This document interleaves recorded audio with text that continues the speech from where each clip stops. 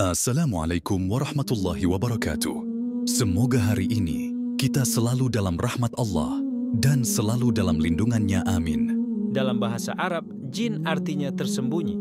Makhluk ini terhalang atau tidak terlihat kasat mata manusia. Meski tidak terlihat, banyak orang menyebut jin memiliki wajah yang mengerikan.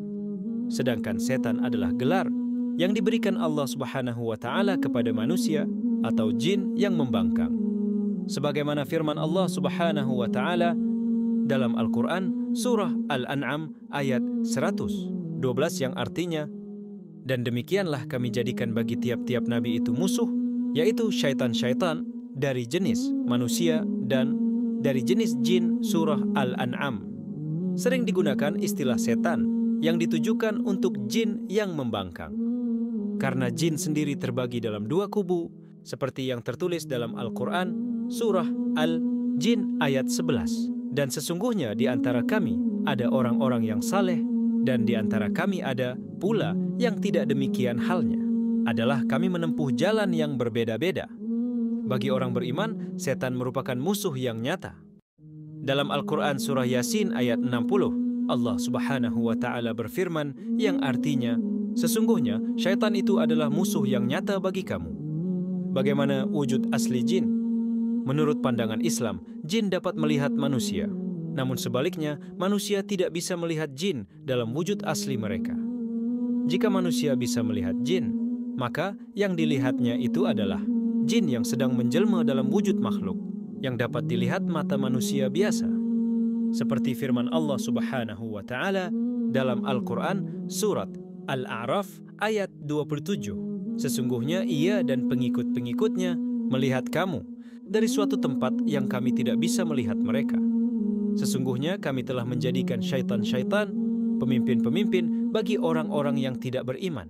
Tidak seorang pun mampu melihat jin, kecuali mereka mengubah diri atau menjelma dalam berbagai bentuk. Hanya Nabi dan Rasul saja yang sanggup melihat wujud aslinya. Hal itu sebagaimana sabda Rasulullah Shallallahu Alaihi Wasallam dalam sebuah hadits, matahari terbit dan bersamanya tanduk setan.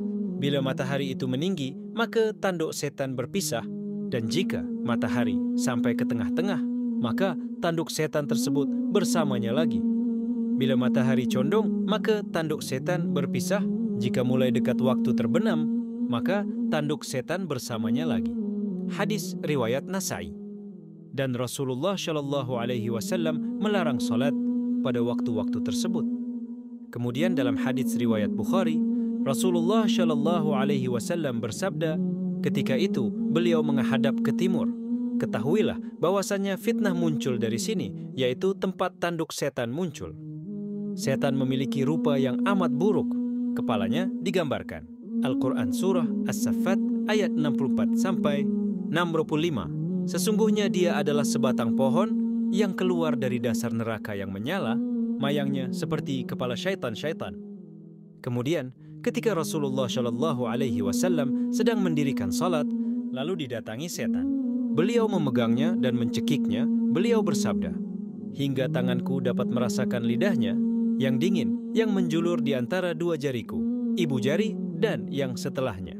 Hadis riwayat Ahmad dari Abu Sa'id Al-Khudri. Karena jin dapat menjelma menjadi apapun dan siapapun, kecuali menyerupai Rasulullah Shallallahu Alaihi Wasallam, maka kita tidak dapat menyimpulkan wujud aslinya secara keseluruhan. Berikut ini beberapa gambaran bagaimana wujud jin sebagaimana yang pernah diceritakan. Ibnu Az-Zubair meriwayatkan bahwa suatu ketika ia melihat seorang lelaki memakai pakaian yang biasa digunakan ketika bepergian, tingginya 1 jengkal. Lalu Ibnu Az-Zubair bertanya, siapa engkau ini? Makhluk itu menjawab, aku Izib. Ibnu Az-Zubair berkata, apa Izib itu? Makhluk itu menjawab, Izib, ya Izib. Lalu Ibnu Az-Zubair memukulnya dengan tongkatnya hingga makhluk itu lari terbirit-birit. Nenek moyang jin, yaitu iblis, disebutkan memiliki sayap. Ibnu Abbas berkata, iblis punya 4 sayap dan nama selanjutnya adalah iblis. Ini sejalan dengan hadits Nabi bahwa setan mencuri berita langit. Sedangkan para setan telah dihalangi untuk mencuri berita langit. Imam Ad-Dhahhak pernah ditanya, apakah setan mempunyai sayap? Ia menjawab, bagaimana mereka dapat terbang menuju langit kalau mereka tidak memiliki sayap? Hadis riwayat Ibnu Jarir.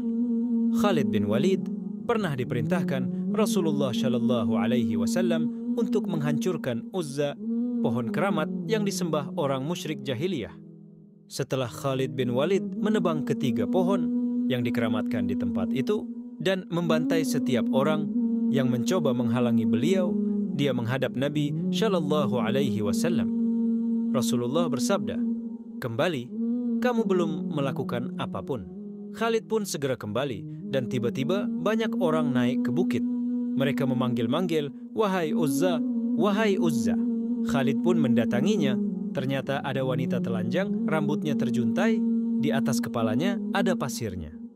Khalid dengan sigap menusukkan pedangnya sampai dia mati. Setelah diceritakan kepada Nabi Shallallahu Alaihi Wasallam, beliau bersabda, "Itulah Uzza." Hadis riwayat Nasai. Rasulullah Shallallahu Alaihi Wasallam juga pernah ingin mengikat jin di tiang masjid. Sesungguhnya setan menampakkan diri di hadapanku untuk memutus salatku. Namun Allah memberikan kekuasaan kepadaku untuk menghadapinya. Maka aku pun membiarkannya. Sebenarnya, aku ingin mengikatnya di sebuah tiang hingga kalian dapat menontonnya. Tapi aku teringat perkataan saudaraku Sulaiman alaihi salam, "Ya Rabbi, anugerahkanlah kepadaku kerajaan yang tidak dimiliki seorang pun sesudahku." Maka Allah mengusirnya dalam keadaan hina. Hadis riwayat Bukhari Muslim. Abu Sa'id Al-Khudri berkata, Rasulullah bersabda, "Sesungguhnya ular hitam itu adalah jin.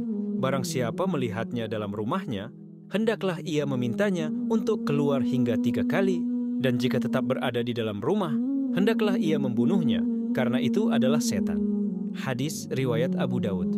Dari Ibnu Mas'ud, ia berkata, "Bunuhlah semua ular, kecuali ular yang bergaris putih seakan pedang dari perak." Abu Daud berkata, "Lalu ada seorang berkata kepadaku, ular itu tidak bisa mendaki saat merayap. Jika itu benar, maka insya Allah itu adalah salah satu dari tandanya." Hadis riwayat Abu Daud. Dari Salim, dari ayahnya, dia berkata, "Saya mendengar Rasulullah dengan suara keras memerintahkan untuk membunuh anjing, maka semua anjing pun dibunuh, kecuali anjing untuk berburu dan anjing penjaga ternak." Hadis riwayat Ibnu Majah. Selain itu, Rasulullah pernah bersabda, "Sekiranya anjing-anjing itu bukan suatu umat, sungguh aku akan perintahkan untuk membunuh mereka semua. Maka bunuhlah semua anjing yang berwarna hitam pekat." Hadis riwayat At-Tirmidzi. Abu Isa berkata, hadits Abdullah bin Mughaffal derajatnya Hasan Syahih. Dalam sebagian hadits diriwayatkan bahwa anjing yang berwarna hitam pekat adalah setan, dan anjing yang berwarna hitam pekat adalah anjing yang tidak memiliki warna putih sedikit pun. Dan sebagian ulama memakruhkan hasil buruan dari anjing yang berwarna hitam pekat. Rasulullah memerintahkan kami supaya membunuh anjing, bahkan anjing milik seorang wanita Badui yang selalu mengiringinya kami bunuh juga. Kemudian Nabi melarang membunuh anjing seperti itu, namun beliau bersabda, "Bunuhlah anjing yang berwarna hitam dengan 2 titik putih di keningnya, karena anjing itu adalah jelmaan dari setan." Hadis riwayat Muslim. Selain memiliki wujud, jin juga bisa mengeluarkan suara atau berkata-kata. Dikisahkan, Nabi menarik tangan Abdurrahman bin Auf pergi menemui anaknya, Ibrahim. Tiba-tiba, beliau mendapatinya sudah meninggal. Nabi menggendongnya sambil menangis. Abdurrahman bertanya, "Kenapa engkau menangis? Bukankah engkau melarang kami untuk menangisi mayit?" Rasulullah menjawab, "Tidak mengapa. Yang saya larang adalah 2 suara orang bodoh dan berdosa, yaitu menangis dengan suara-suara ratapan, sambil mencakar-cakar muka, merobek-robek saku, dan suara ratapan seperti suara ratapan setan." Hadis riwayat At-Tirmidzi. Abdullah bin Ahmad bin Hambal berkata, "Aku pernah berkata pada ayahku, sesungguhnya ada sekumpulan kaum yang berkata bahwa jin tidak dapat masuk ke tubuh manusia yang kerasukan." Maka ayahku berkata, "Wahai anakku, tidak benar. Mereka itu berdusta. Bahkan jin dapat berbicara lewat lidahnya." Dari beberapa hadits tadi dapat disimpulkan bahwa jin itu bertanduk, kepalanya seperti mayang yang pohonnya keluar dari dasar neraka, bersayap, memiliki lidah yang menjulur, dan dapat bersuara seperti orang menangis meraung-raung. Yang bisa melihat jin dalam wujud asli hanyalah Nabi dan Rasul.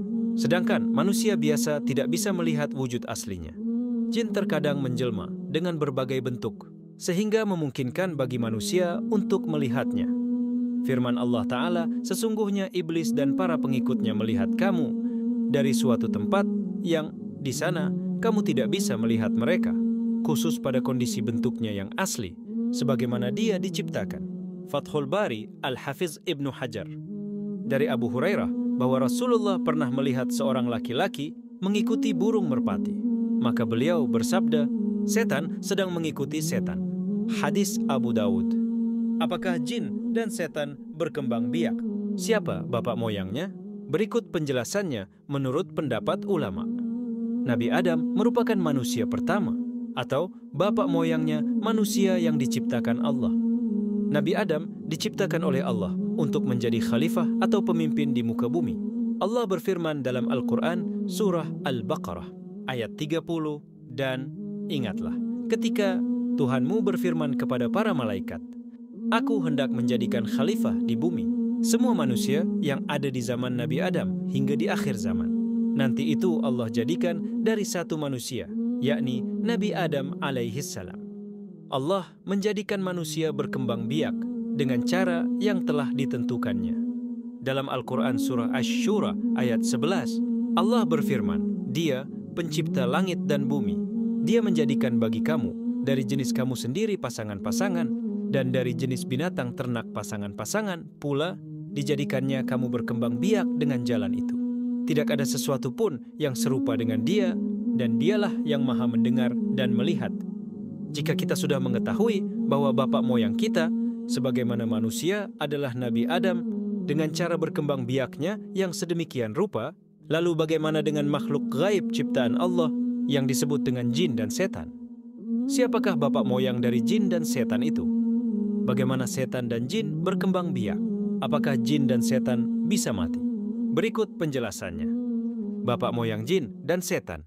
Beberapa ulama berbeda pendapat tentang sebenarnya bapak moyang jin. Dari beberapa nas Al-Quran yang menyangkut masalah jin, tidak satu pun yang menyebutkan nama tertentu yang disebut sebagai bapak moyang dari jin. Sebagian ulama yang mendalami alam jin menyebutkan bahwa bapak moyang jin adalah iblis. Ada juga yang berpendapat bahwa bapak moyang mereka adalah al-jan.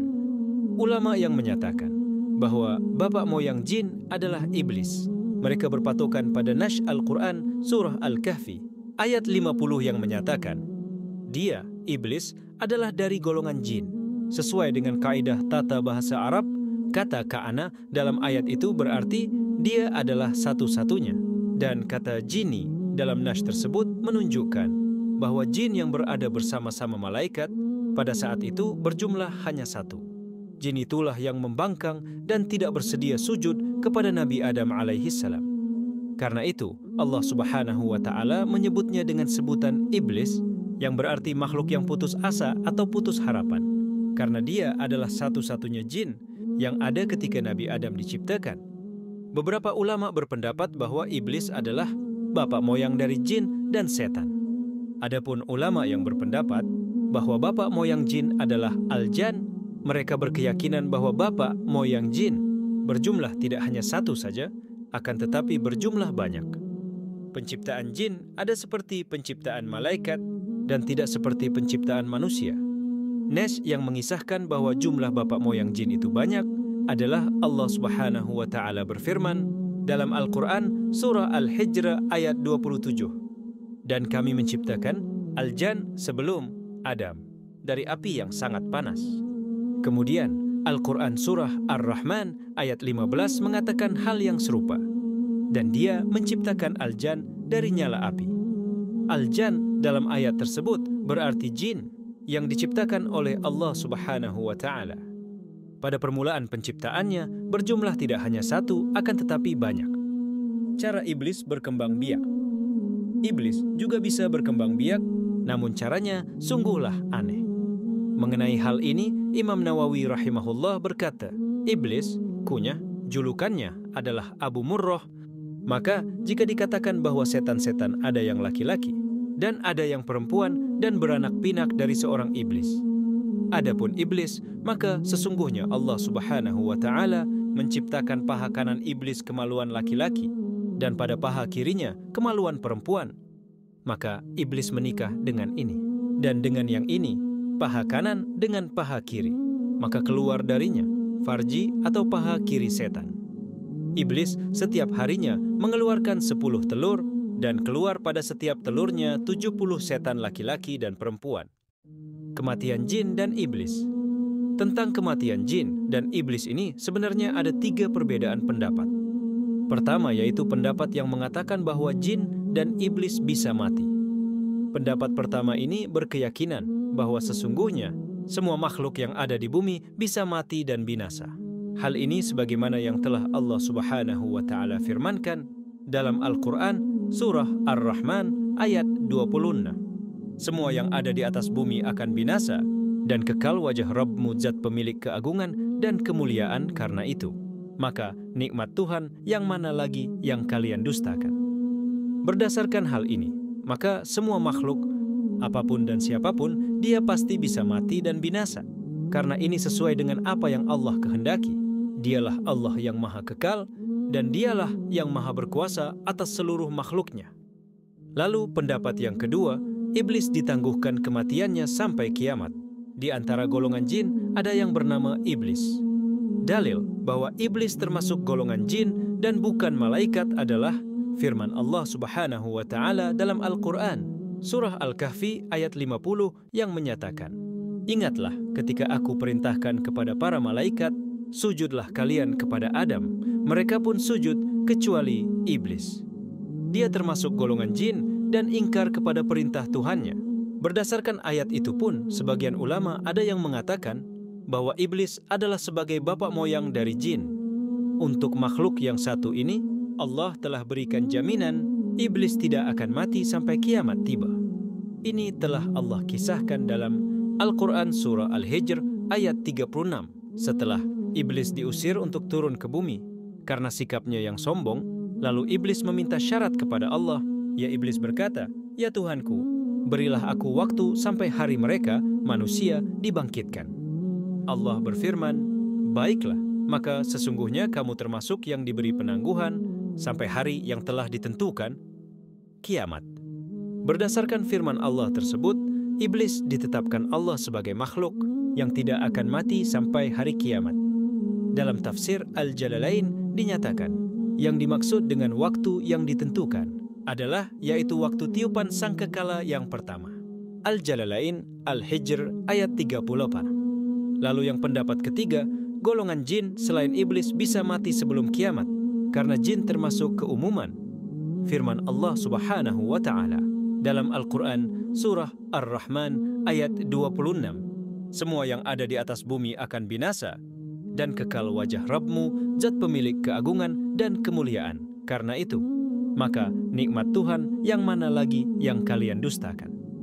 Sedangkan beberapa dalil sunnah yang menunjukkan bahwa jin bisa mati sebelum kiamat tiba ialah seperti yang diriwayatkan oleh Ibnu Abbas bahwa Rasulullah Shallallahu Alaihi Wasallam dalam salah satu doanya, beliau pernah melantunkan, "Aku berlindung dengan kemuliaan-Mu, yang tidak ada Tuhan yang berhak disembah selain Engkau, zat yang tidak akan mati, sementara jin dan manusia akan mati." Hadis riwayat Bukhari dan Muslim. Lalu dalil lainnya yang mengatakan bahwa jin bisa mati sebelum kiamat tiba adalah seperti yang dikisahkan dalam sebuah riwayat hadits, bahwa ada seorang sahabat muda yang membunuh ular jadi-jadian yang ada di rumahnya. Inilah yang sebagaimana disebutkan dalam hadits riwayat Imam Muslim. Mengapa mereka tak terlihat? Berikut 6 fakta bangsa jin menurut Al-Quran yang jarang terungkap. Umat Islam pasti tahu, di bumi ini bukan hanya manusia, hewan, dan tumbuhan saja yang menjadi penghuninya. Namun ada makhluk tak kasat mata yang juga merupakan penghuni bumi ini. Bahkan di negeri kita ini, makhluk ini ramai diperbincangkan. Makhluk yang dimaksud di sini adalah jin, yaitu makhluk ciptaan Allah Subhanahu wa Ta'ala yang tak kasat mata. Allah Subhanahu wa Ta'ala berfirman dalam Al-Quran surah Az-Zariyat ayat 56. Dan aku tidak menciptakan jin dan manusia, melainkan agar mereka beribadah kepadaku. Berdasarkan firman Allah tersebut, maka ada kesamaan antara jin dan manusia dalam tujuan penciptaannya, yakni sama-sama diciptakan untuk beribadah kepada Allah Subhanahu wa Ta'ala. Lalu, jika ada kesamaan dalam tujuan penciptaannya, mengapa mereka tidak terlihat oleh mata manusia? Bagaimana sebenarnya bentuk atau wujud mereka? Mengapa mereka disebut dengan bangsa jin, dan apa perbedaan jin dengan setan? 1. Bentuk fisik jin. Kita tidaklah bisa memastikan bentuk fisik atau wujud jin kecuali berdasarkan dalil. Di antara sejumlah dalil, ada yang menyebutkan bahwa jin memiliki kolbun atau hati.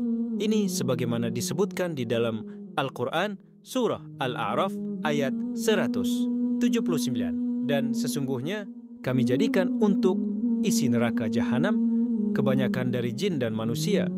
Mereka mempunyai hati tetapi tidak dipergunakannya untuk memahami ayat-ayat Allah, dan mereka mempunyai mata tetapi tidak dipergunakannya untuk melihat tanda-tanda kekuasaan Allah, dan mereka mempunyai telinga tetapi tidak dipergunakannya untuk mendengar ayat-ayat Allah. Mereka itu sebagai binatang ternak, bahkan mereka lebih sesat lagi. Mereka itulah orang-orang yang lalai. Di dalam ayat ini disebutkan pula bahwa jin selain memiliki hati atau jantung, mereka juga memiliki mata dan telinga. Bahkan setan memiliki suara, sebagaimana disebutkan dalam Al-Quran Surah Al-Isra ayat 64. Dan perdayakanlah siapa saja di antara mereka yang engkau, iblis, sanggup dengan suaramu yang memukau.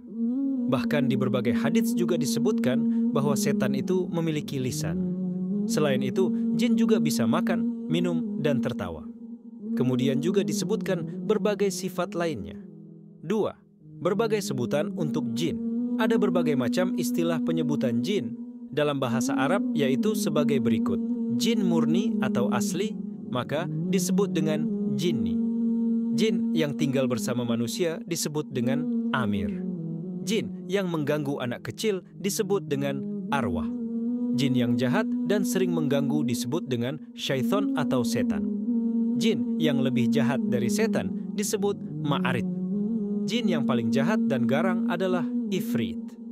Selain itu, disebutkan juga dalam sebuah hadits bahwa jin terbagi menjadi 3 kelompok bagian, yaitu jin yang terbang di udara, jin yang berbentuk ular dan anjing, jin yang lepas dan berjalan. Hadis riwayat At-Tabrani dan Al-Hakim dengan sanad syahih.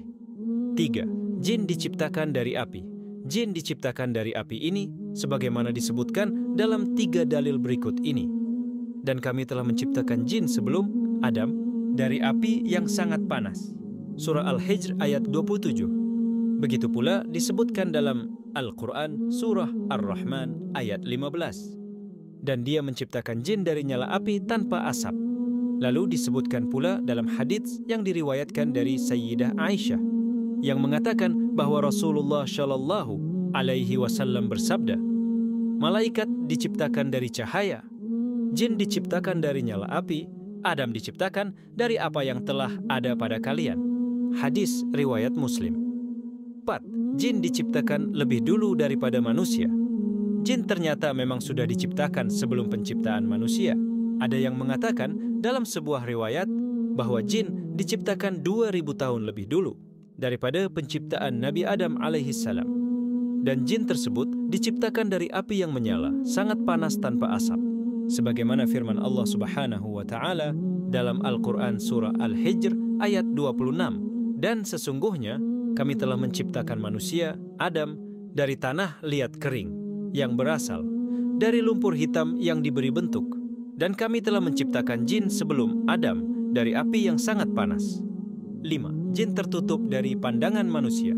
Kita pasti sudah mengetahui bahwa jin berada di alam yang berbeda, bukan di alam manusia, bukan pula di alam malaikat. Makhluk ini dinamakan jin karena mereka tertutup dari pandangan manusia.